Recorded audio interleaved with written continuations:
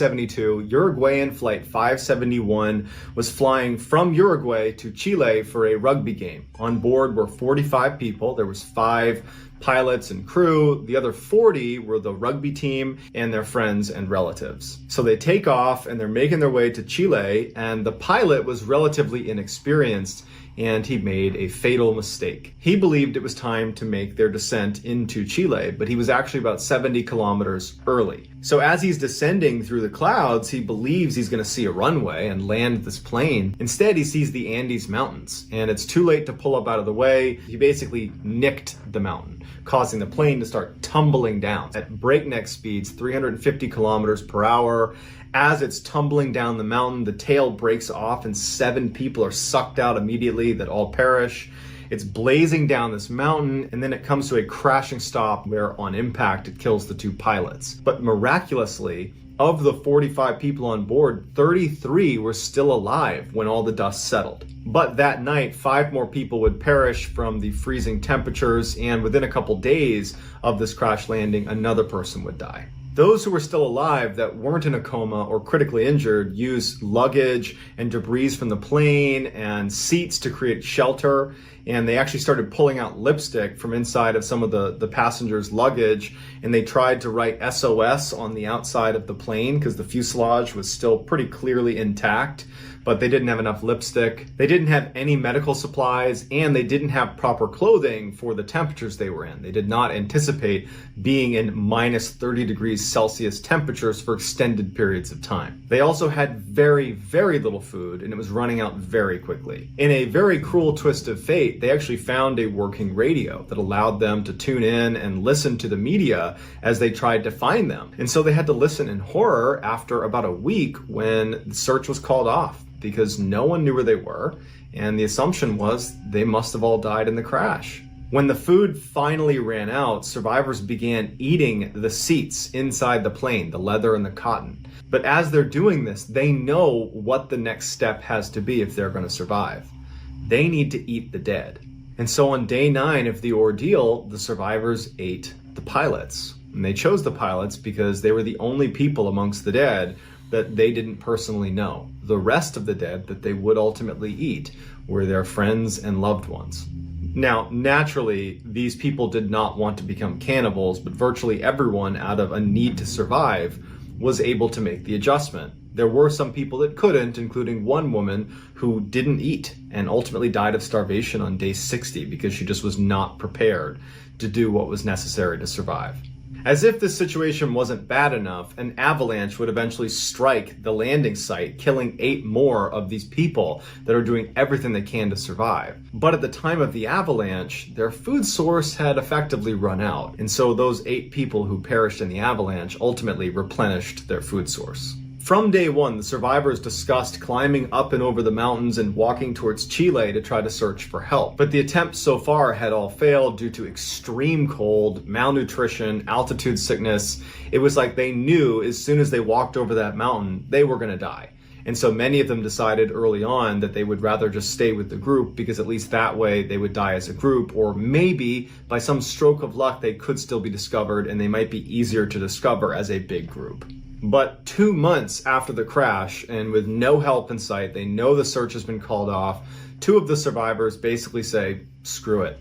I'm gonna make the trek over the Andes Mountains. We have no supplies, we have nothing, no map, no compass, no anything. We're just gonna walk roughly in the direction of Chile, and you know what? We're either gonna die here or we're gonna die out there. And so the 2 take off. They somehow survived for 9 days, walking over the Andes Mountains with no equipment. They've been out for 60 plus days at this point, and they managed to walk into this valley, and they see that there are people living in this valley. There's actually a couple of fishermen right on the other side of this river. And so they go down to the edge of the river and they're yelling out to these people on the other side. The fishermen couldn't make out what they were saying. And so the fishermen, they got a piece of paper and they put a pencil in it and balled it up with a rock and threw it across the river. And they were able to write down that they had survived a plane crash. They were located back in that direction. There was 14 other survivors and they desperately needed help. Balled it up, threw it back. 3 Chilean helicopters were spun up and sent off in their direction, and the 14 other survivors were able to be picked up, brought to safety, and all 16 would make a full physical recovery. However, the most difficult thing they would ever have to recover from was becoming reluctant cannibals, which is something that haunts all of them to this day. And here is the famous final picture of inside Uruguayan Flight 571 just moments before they crashed into the Andes Mountain and had to go through that horrific 72-day ordeal. 10th, 1954 in Puerto Rico, and she was brought to New York by her mother when she was about 5 years old. Edna's family had no money. Her mother, who supported her, was a clerical worker at the New York City Board of Education, where she would bring 2 boiled eggs to work every day so that she wouldn't have to pay for lunch. Edna's family lived in Lower Manhattan on Delancey Street, a neighborhood that was famous for waves of ethnic immigration. Edna had a tough childhood, but she would say she was loved and had enough. In 1987, Edna would meet her future husband, William. William had been visiting his brother at his brother's girlfriend's house in Upper Manhattan. When William walked into the kitchen, Edna was sitting there, and he was so struck with her beauty, he immediately left the room, found his brother, and said, "Who is that woman sitting in the kitchen?" And his brother would tell him that that was Edna. William went right back into the kitchen, and the two of them hit it off right away, and almost immediately they were dating. Every morning, William would leave his Brooklyn apartment and drive all the way to the north end of Manhattan. He would pick up Edna and then drive her to Midtown where she worked. And then he would fight traffic to go to his job. So it was just this horrible, horrible morning commute. But he loved Edna so much, he had no problem in the world doing it. Any chance he got to be around Edna, he was happy. A couple of months after they met, Edna would move in with William in his apartment in Brooklyn, and then 2 years later, they would get married. They discovered that Edna was not able to have kids of her own, and so they talked about adopting, and they were really excited about it, but they kept pushing it off for financial reasons. Like a lot of other couples in their neighborhood, they both had to work multiple jobs in order to make ends meet. Edna worked Monday through Friday as an administrative assistant for Marsh & McLennan, which was a large insurance broker located in the World Trade Center. William was a doorman in an apartment building on the swanky Upper East Side. Monday through Friday, after he was done working as a doorman at about 3 p.m., he would go to Harlem, where he and Edna owned a small flower shop, and he would work there until 8 p.m. at night. And then over the weekends, he and Edna would work at the flower shop. For fun, they liked to drive north to Bear Mountain State Park, where they would meet up with friends and relatives for barbecues and cookouts. And anytime they had a little bit of extra money, they loved going to Atlantic City and spending a little bit of cash on the slots and then taking advantage of the free food that came with gambling. But more than anything else, William and Edna got the most enjoyment out of each other. They were madly in love and inseparable for all 14 years they were together. That even on their worst days, when they came home and things just weren't right, they would always sit down together and they would eat their favorite ice cream and watch their favorite TV show together. On September 11, 2001, William dropped Edna off at the World Trade Center where she worked. She made her way up to the 93rd floor of the North Tower where Marsh & McLennan was. She took her seat at her desk and began the day like any other day. At 8:46 a.m. that morning, a plane that had been hijacked by Al-Qaeda terrorists intentionally flew into the North Tower, crashing into floors 93 through 99. Everyone on board the plane and hundreds of people inside the towers where it was struck were killed instantly. Edna survived the initial crash, but she, like everybody else who was at floor 92 and up inside the North Tower on 9/11, were all trapped. Shortly after the crash, a cameraman on the ground was filming the impact site on the side of the World Trade Center, and they inadvertently captured Edna Centrone coming to the edge, clutching onto a metal girder, and she appears to be waving as if she's hoping someone is going to come up here and save her. But of course, there was no way to get to her, and she, like so many others that were trapped inside of the Twin Towers, had to make the terrible choice of waiting for the fire to consume me or jumping out this window. We don't know what her final choice was. However, we do know she was one of the 2,976 people who lost their life during that terrorist attack.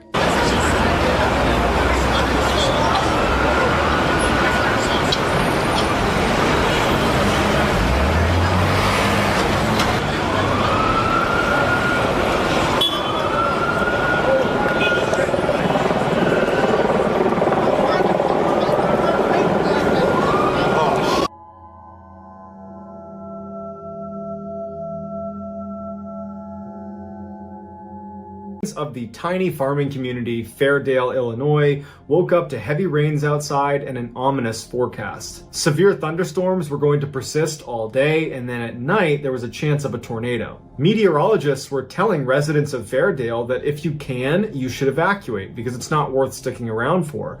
But if you're going to ride out the storm, make sure you've taken the necessary precautions and make sure you have a plan for how to get to a shelter if the storm gets really bad. That morning, some forecasters were saying this tornado could prove to be one of the biggest in Illinois' history. But most of the 152 Fairdale residents had lived here their whole lives, and they had seen bad storms before, even tornadoes, and they had ridden them out before. How could this one be any different? You know, most of the time, the worst that happened was maybe a power line comes down and you lose power for the day. But unlike previous storms, this one was getting worse and worse by the minute, and by 6 p.m. that night, forecasters were no longer theorizing that this could be a huge tornado. They were outright pleading with Fairdale residents to evacuate while you still can. But despite these warnings, the vast majority of Fairdale residents stayed put. They were committed to riding the storm out. By 7 p.m., meteorologists were saying this tornado is imminent and it looks as big or bigger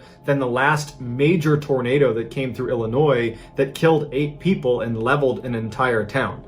This tornado tonight is going to kill people. Just 15 minutes later at 7:15, the tornado finally touched down right outside of Fairdale. It was this massive, almost mile-wide tornado with over 200-mile-an-hour winds, and unlike other tornadoes of that size that typically move at about 30 miles an hour, this one was traveling on land at about 15 miles an hour, meaning it would be sitting over the areas. It was devastating for longer amounts of time, making it even worse than some of the worst predictions that meteorologists had for this tornado. 15 minutes later at 7:30 p.m., 84-year-old Fairdale resident Clem Schultz and his wife Jerry Schultz, they were at home because they had decided to ride out the storm. As Clem is sitting in the living room watching the Weather Channel, kind of waiting for the last possible second to go into their basement, he hears his wife yell out from the kitchen to come in here and look at this. So Clem goes into the kitchen and she's pointing out the back window, and he looks out and he sees this massive tornado coming right at them. It's less than a mile away and it is way bigger than he thought it was going to be. But from their perspective, because the tornado was spinning counterclockwise, it kind of looked like it was spinning away from town into this empty field. And Clem says to his wife Jerry, you know what, it looks like it's going to miss us, but we're probably going to lose power, so I'm going to go up into the attic and get some lanterns ready. So Jerry stays in the kitchen, Clem goes up into the attic, and as he's fishing to get out the lanterns, he hears what sounds like a freight train barreling through town, and he had this little window at the edge of his attic, so he goes over and he looks out, and the tornado had not veered off into the open field. It had continued straight towards his house, and it was ripping off roofs right in front of him. And he figured, I don't have enough time to go down into the basement. I have no time to do anything. So he takes out his phone and he begins recording.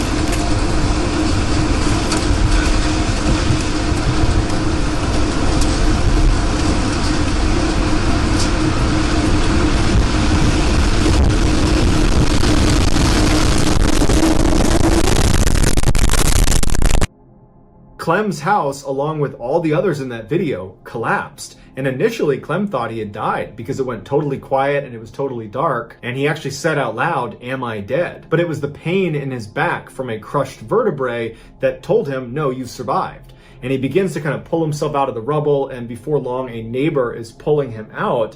And as soon as he's out of the rubble of his house, he looks around and his whole community is pretty much gone. And as he's standing there kind of bewildered, his neighbor says, "Clem, don't look down."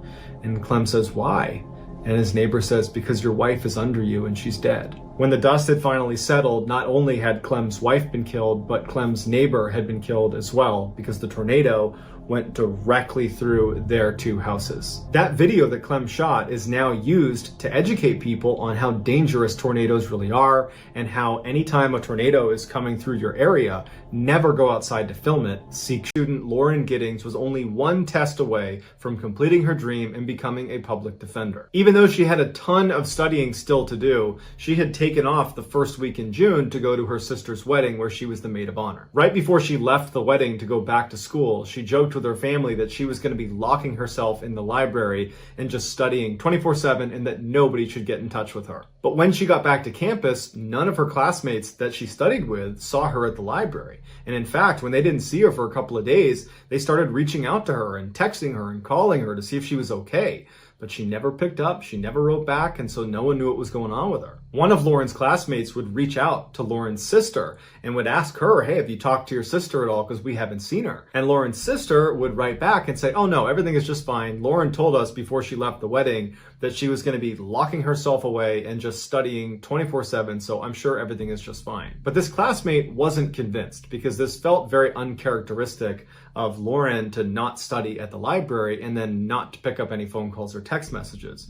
So she would call the police and say, hey, can you please go check on Lauren's apartment, because I think something's wrong. So a police officer goes over to Lauren's apartment and knocks on the door. Lauren doesn't answer. They try the door, it's locked. The officer goes outside and looks around the outside of her apartment. There's no broken windows. There's no obvious signs of a break-in. And so the officer leaves and says, I can't do anything else unless you guys file a missing person report. So a couple of days go by and there's still no word from Lauren. And at this point, Lauren's family is now concerned and they do file a missing persons report. So the police go back to Lauren's apartment. They try knocking. She doesn't come to the door. The door is still locked. So they get the owner of the apartment building to open up her door. And when they go inside, Lauren's not in there, and at first, it doesn't seem like anything is wrong until they notice her cell phone, her keys, her purse, and her laptop are all still in there. This made the police think there could be something sinister happening here, and so they went to Lauren's friends and family and they asked, does she have any enemies? Does she have any reason to be fearful for her life? Initially, they said no one would want to harm Lauren. Everybody loves Lauren. But Lauren's sister would say to the police that there was actually one comment Lauren made a year ago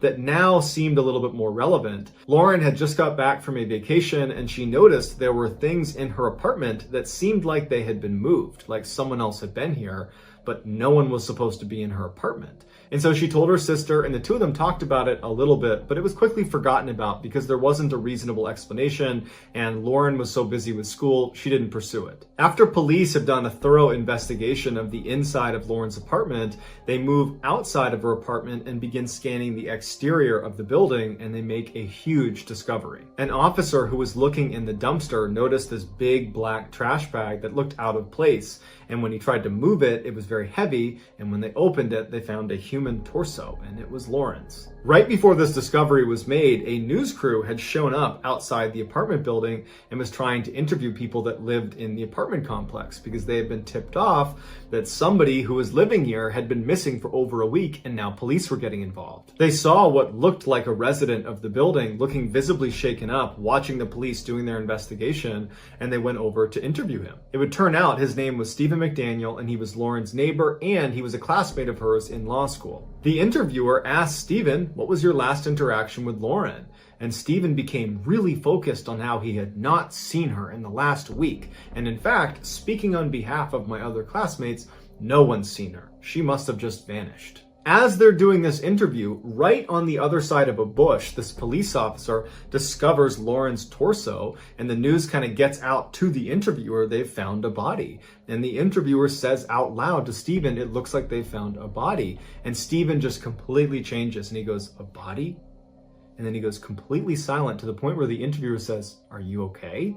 And he just stands there looking completely distant before walking away from the interviewer, sitting down with his back turned and hyperventilates before the interview ends. Once this case went from missing person to homicide, the police started searching all the rooms on Lauren's floor.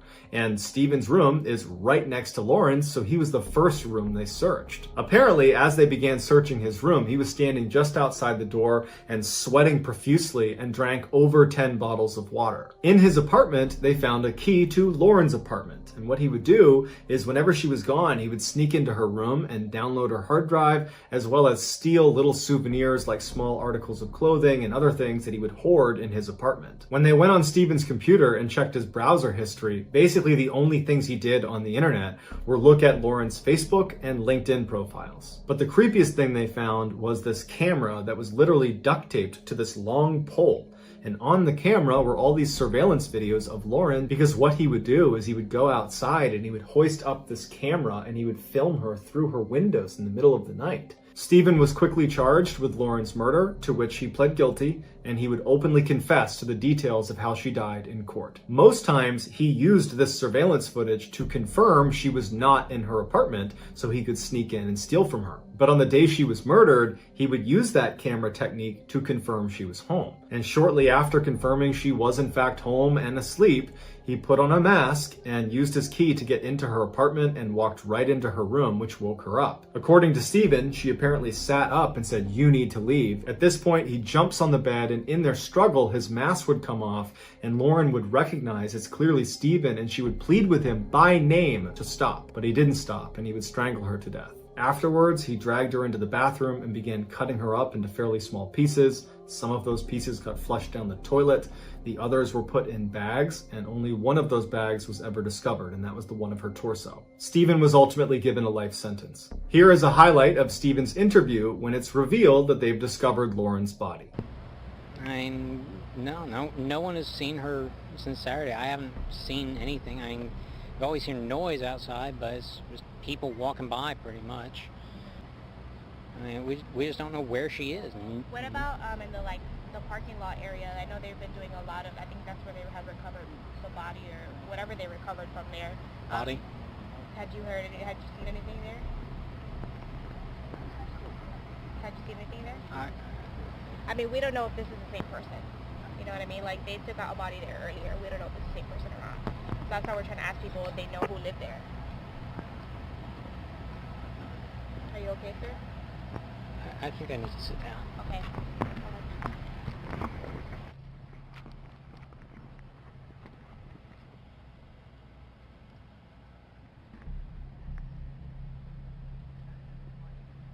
Fitness instructor. She lived in Midlothian, Texas, and she taught a fitness boot camp out of a local church at least one day a week, every week. Missy was extremely bubbly and outgoing, and everybody seemed to really like her, and her personality really shined on social media, where she was an avid Facebook user, often posting multiple times a day, every day of the week. Missy would post information about upcoming fitness classes, either that she was teaching or that she was simply participating in. She would also post her own fitness regimen and her diet. She was just very focused on health. She also shared fairly personal things, like pictures of her family and where they were going and what they were up to. And she left her personal cell phone right on her Facebook page. So clearly, Missy was fine with kind of being out there. On April 17th, 2016, there was a weather report that came in that the next day there was going to be really, really heavy rain, in particular in the morning.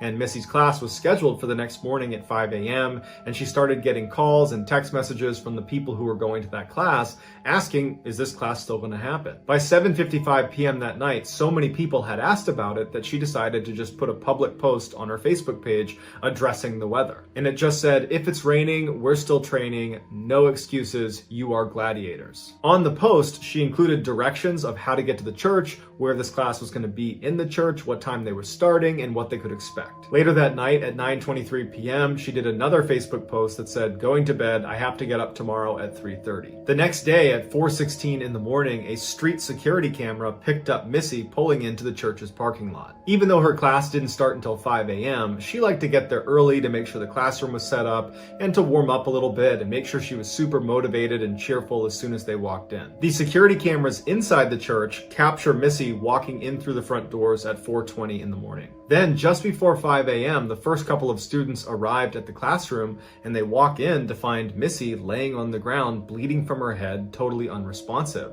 They call 911, police and paramedics show up, and as soon as they get there, they pronounce Missy dead. Initially, there was some speculation that she might have fallen and hit her head, but they noticed all these puncture marks in her head that looked intentionally inflicted, like someone had struck her. And later, when they reviewed the security footage from inside the church, it was confirmed that she definitely was murdered. Earlier that morning at 3:50 a.m., so 26 minutes before Missy arrives in the church parking lot, an unknown figure wearing police tactical gear from head to toe breaks into the church. From 3:50 in the morning when they first get inside the church to 4:20 in the morning when Missy walks through the front doors, this unknown figure just kind of strolls casually up and down the halls of this church. It looked like they were carrying a hammer or perhaps a crowbar, and periodically as they're kind of casually walking down the hall, they would turn to a window of a door and they would break it with whatever they're holding in their hand, and then they would just keep walking on. Like there was no reason for them to break the window, they're just bored. And this was actually an important point that police would make about this footage. This person walking around does not appear to want to vandalize the church. I mean, they're breaking a couple windows, but they could have done a lot more damage to the building, and they didn't. They don't appear to be looking to steal anything, and in fact, later, police would confirm that nothing was stolen. What it looks like they're doing is just kind of wasting time, like they have some clear objective for being here, but they can't do it quite yet. They're waiting for a trigger of some kind. And it would turn out that that trigger was Missy walking through those doors at 4:20 in the morning. As soon as Missy made her way into the classroom, the assailant followed her and proceeded to beat her to death with whatever they were holding in their hand. By the time police arrived a little after 5 a.m., the suspect was long gone. Initially, police believed it was going to be fairly easy to identify who killed Missy. The person on camera wearing the tactical gear had a very distinctive gait with their feet turned out, and they walked with a bit of a limp, and they had very slouched posture. And the police figured as soon as we put this surveillance footage out in the public domain, someone's going to come forward and say they recognize this person. But despite the hundreds of leads that poured in from people after watching this video saying, "Oh yeah, I know this person," well, the police checked into all of them and they all checked out. Everybody had an alibi. And so years later, the police are still not able to identify who killed Missy or why, and so her case remains unsolved. Here is the security footage of Missy's killer casually walking around the halls, aimlessly smashing windows and opening doors, just waiting for Missy to show up.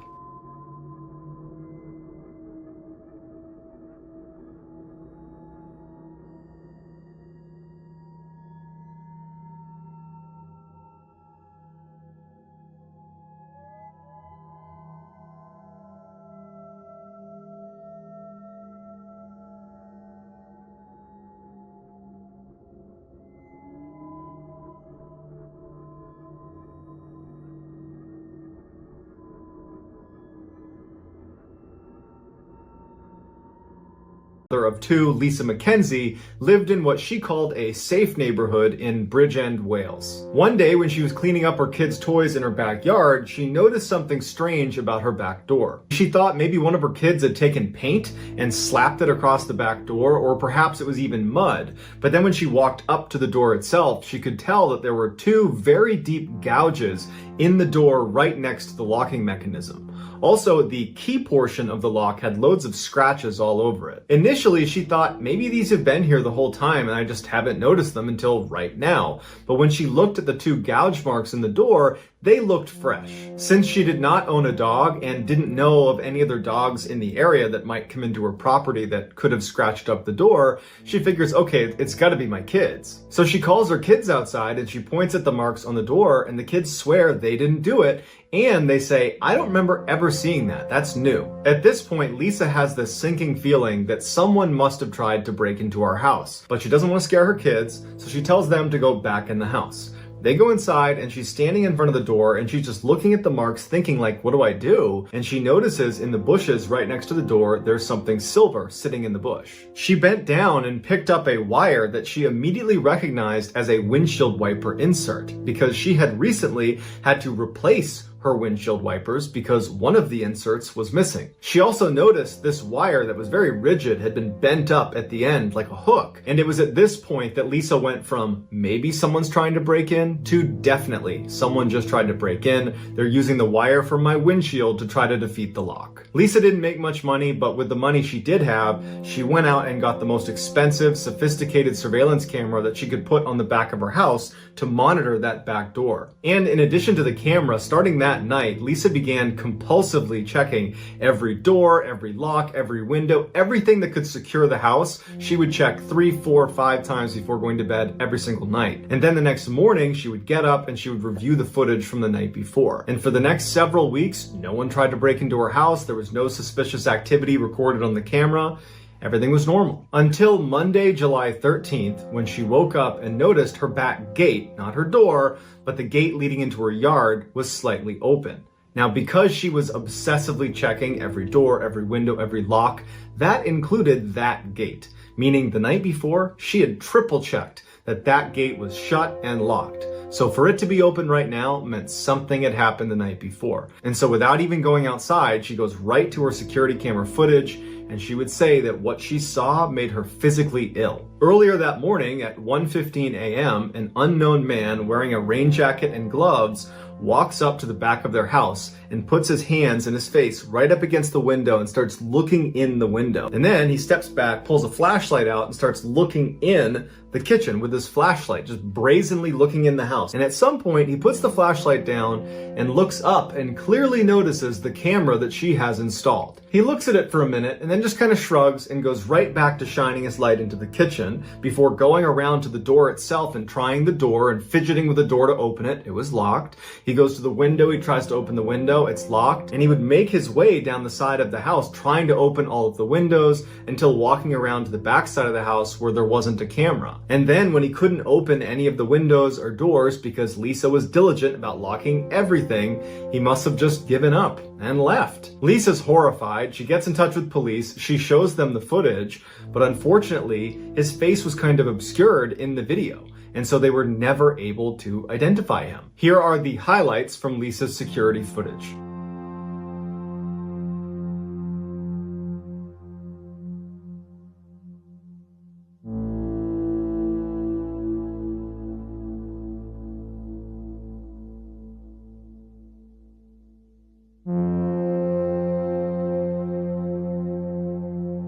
"15-year-old Lisandro Gomez Feliz, who went by Junior, was on summer break from school. He and his mother lived in a small apartment in the Bronx, which is in New York City, and this particular night he was staying in, playing video games while his mom was trying to sleep in the other room. Just after 10 p.m., Junior gets a text message from his friend Jason Velez, who lived about 2 blocks over, and Jason was asking Junior if he wanted to come over and listen to music with him. Junior was getting bored of his video games anyway, so he says, "Sure, I'll come meet you." And then at 10:05 p.m., an outside security camera picks Junior up, leaving his house, walking the 2 blocks over to his friend Jason. Junior arrives a couple minutes later, and he and Jason spend the next hour and a half looking at their phones, listening to music, and just chatting with each other. At about 11:30, Junior says he wants to go, and so he says bye to Jason, and he starts walking back towards his apartment, but instead of going to his apartment, he walks past it towards an area known as Adams Place. Adams Place was notorious for gang activity, and it was just not a safe place to be unless you were in a gang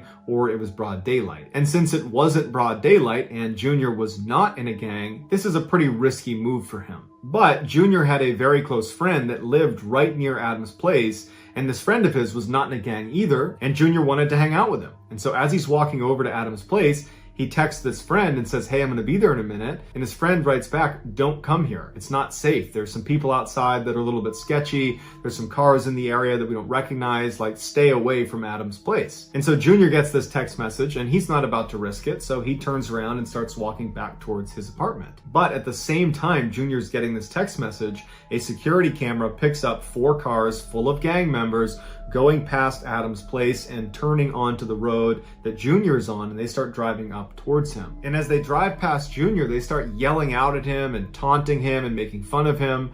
And Junior, who's scared, just starts running. And right away, the cars start chasing him, and they immediately cut around another side street and they cut him off. And so he's kind of funneled into this bodega that's on the corner right in front of his apartment. He's literally a stone's throw away from the front door of his apartment, but he can't get to it. So he goes in the bodega and he yells for the store manager to let him over the counter, to hide on the other side of the counter. And this store manager, who's used to gang violence in this area, is not quick to want to help this guy jump over. He's worried he's gonna get robbed. But as he's kind of holding him back from getting on the other side of the counter, the gang members saw Junior go into this bodega, and one comes flying into the bodega, sees Junior, and immediately turns around, runs outside, and on security camera alerts the other gang members that Junior is in here and there's no way for him to get out. There's only one entrance into the bodega. And you see all the cars converge on this bodega, and you see all these gang members get out with machetes and knives, and they make their way into the bodega, where now Junior is behind the counter, and you can tell he's terrified because he does not know what's going on. He doesn't know why he's being attacked. And you see the gang go right up to the counter and they're screaming at the shop owner to give them Junior. And the shop owner is actually doing a pretty good job of saying, get out. Like, I don't want you in here. Leave him alone. Just get out. But at some point, one of the more aggressive gang members just reaches across and grabs Junior and starts pulling him, and they all pile on and start beating on Junior. They beat him to the ground. They pull him painstakingly out of the store. Junior's grasping at everything he can. At one point, he grabs onto the ATM machine, and you can see fear in his face. He does not want to go outside. But they eventually yank him out into the streets, and they proceed to savagely stab and slash him with machetes and knives. After a flurry of attacks, the gang members all run away and get in cars and drive away, and Junior stands up and he's a little bit dazed, and he runs back into the bodega, and now he's bleeding profusely, and he's yelling for help, help me, and everyone's telling him to get out of the store. No one wants to help him. He goes back out onto the road and he's screaming, someone call 911, and no one's listening to him. People are just filming him. And with what little strength he had left, he just starts running towards St. Barnabas Hospital, which was about a block away, and he makes it all the way to the front of the hospital and then collapses, and he bleeds to death. The gang responsible for Junior's death was the Trinitarios, which is a Dominican gang that was born out of New York prisons, and over the past couple of years, their violence has skyrocketed. There have been numerous clashes between they and other gang members. Lots of people have been stabbed and attacked, just like Junior was. But Junior's death wound up being very unique. After his death, one of the leaders of the Trinitario gang posted to social media that the killing was actually an accident, that this was a case of mistaken identity. Apparently, someone had been disrespectful to a gang member's niece, and that night, those 4 cars were out there looking for him, and apparently they expected to find him near Adam's place, and he looked enough like Junior that they decided that's the guy, and Junior was just in the wrong place at the wrong time. The gang would apologize to Junior's family on social media and said they kicked the killers out of the gang, and the 5 people that were responsible for killing Junior were ultimately convicted of murder and given life sentences. Here is some of the footage of Junior running into the bodega, trying to save himself before ultimately being dragged out into the street and killed.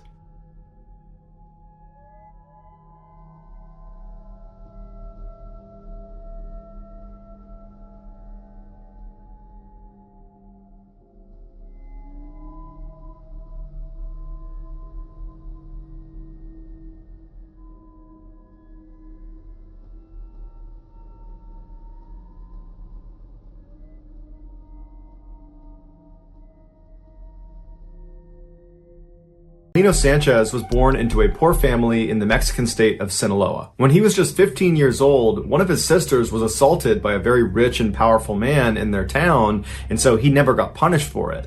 2 years later, when Chelino was 17, he saw this man at a party, and he walked up to him and shot him in the head, killing him instantly. After the murder, Chelino fled to Tijuana before ultimately crossing the US border into Los Angeles, where he stayed with his aunt. He worked odd jobs like picking vegetables and selling cars before he ultimately went into business with his brother, who was back in Mexico, and he worked with him to smuggle Mexicans into the US. But that operation stopped in 1984 when his brother was murdered in Tijuana. To To commemorate his brother, Chelino, who always loved music, wrote a song about him. And he formatted the song in the typical Mexican ballad style called corrido, but his lyrics were graphic and gritty, something nobody else did when they wrote a corrido. Chelino spoke honestly and openly, not only about how his brother was killed, but also the struggles of living around drug trafficking and violence in Mexico. Shortly after writing the song, Chelino wound up in jail in Tijuana, Mexico, and while he was there, he would sing the song he wrote about his brother, and other inmates heard it and loved it. They had never heard a corrido sung like that,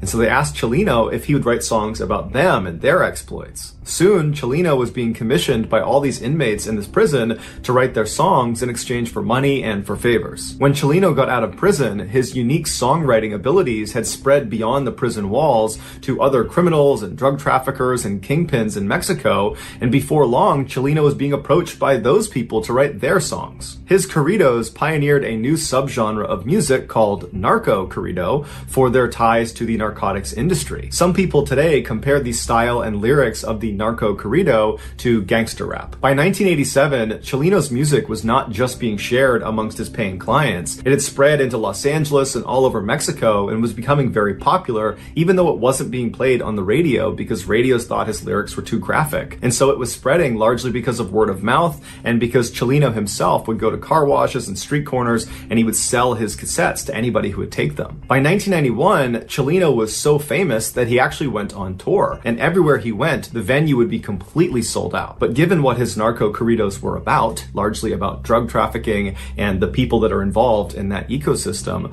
the people that would actually come to his performances were often rough and dangerous people, or were at least tied to rough and dangerous people. In 1992, when Chelino was performing in California, while he was on stage, this 33-year-old guy rushed onto stage with him and drew a gun on him, and Chelino, who was always carrying a weapon himself, drew his pistol and fired at this guy first. And then what ensued was this crazy gunfight on stage, practically point blank, between Chelino and this guy, and they both managed to shoot each other. Chelino got shot in the lung, and this guy got shot in the mouth. They would both survive, but 8 audience members also got shot, and one of them actually died. This made international headlines, and by all accounts, should have devastated Chelino's career.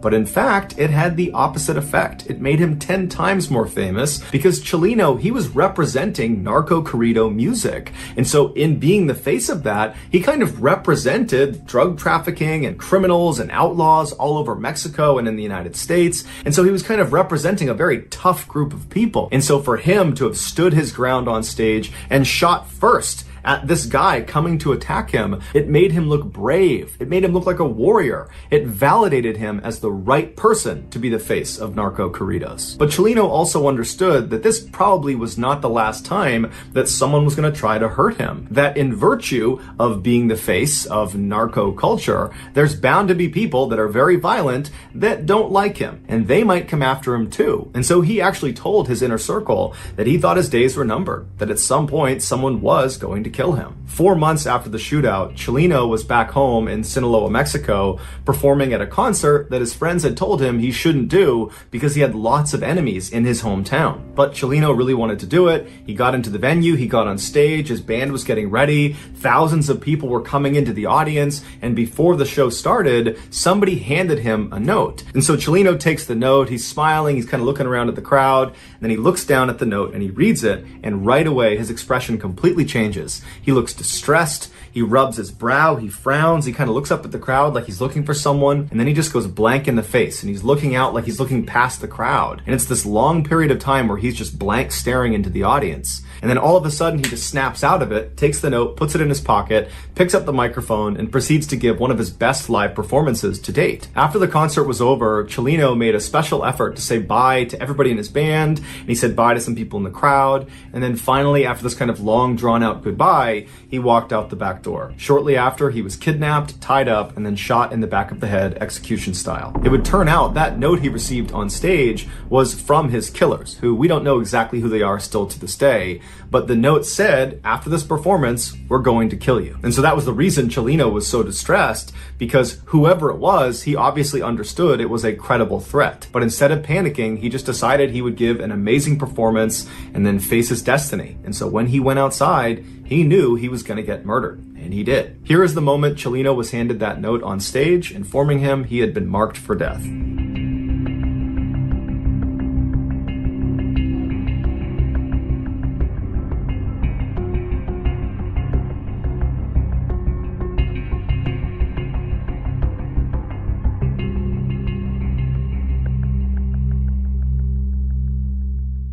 Was living in Sydney, Australia with his parents, and he was desperate to travel the world. His parents wanted him to be able to travel, they just lacked the resources to be able to afford that kind of thing. However, they were able to pull a little bit of cash, and the three of them did go on a nice European vacation that his parents were hoping would kind of calm down his desires to want to travel all the time. They thought this would be, a taste before he got older and he could go travel as much as he wanted. But when he came back from that vacation, it really had the opposite effect. It was like Keith had experienced the life that he so desperately wanted, and now he's home and it's like that life has been taken from him. Following that vacation, Keith began trying to run away from home. Not because he didn't want to be around his parents, but just because he saw it as his only way to, see the world. But every time he would run away, his parents would quickly find him and bring him back home. Their concern for their son would only grow though, because he would find ways to sneak away and be gone for longer and longer stretches of time, and they're thinking it's only a matter of time before he really gets hurt. In an effort to save their son, they ended up enrolling him in this very strict boarding school that was for boys with behavioral problems. And they were hoping that the staff at the school was going to be able to kind of calm their son down and keep him from trying to run away all the time. But unfortunately, the school really had the opposite effect, because the school, in a sense, was like a prison. You weren't allowed to leave. And so immediately, Keith, when he gets there, he's looking for ways to escape this boarding school. And 2 weeks after arriving, he would be successful. He would elude the staff and he would escape. 3 days after he had escaped this boarding school, he found his way to the Sydney airport. Now, this is the 1970s, and it was far easier to get into an airport than it would be today, where there's lots of security. There wasn't much of that at the time that Keith was at the airport. And so Keith walked across the tarmac to a plane that was bound for Tokyo, and he climbed inside the wheel well. He tucked himself in there and he waited for takeoff. A photographer named John Gilpin happened to be at the Sydney airport on the same day that Keith is now snuck into that wheel well, and he had a new lens for his camera that he was testing out. And at one point, he was just taking pictures of the tarmac, and he began taking pictures of a plane that was taking off. And it was the same plane that Keith had snuck into. And he takes pictures of it as it takes off, it goes up to altitude, and it flies away. And he just took a series of pictures of it, puts his camera away, doesn't think twice about it. A week later, John was looking through his photos, and he stopped when he saw this picture. John had inadvertently captured the final moments of Keith as he fell nearly 200 feet to his death. As soon as the pilot took off, the wheels were retracted, opening up that wheel well for a brief second, and there was nothing for Keith to hold on to, and he slipped out. But even if he had not fallen out, he almost certainly would have died from freezing temperatures and lack of oxygen at altitude.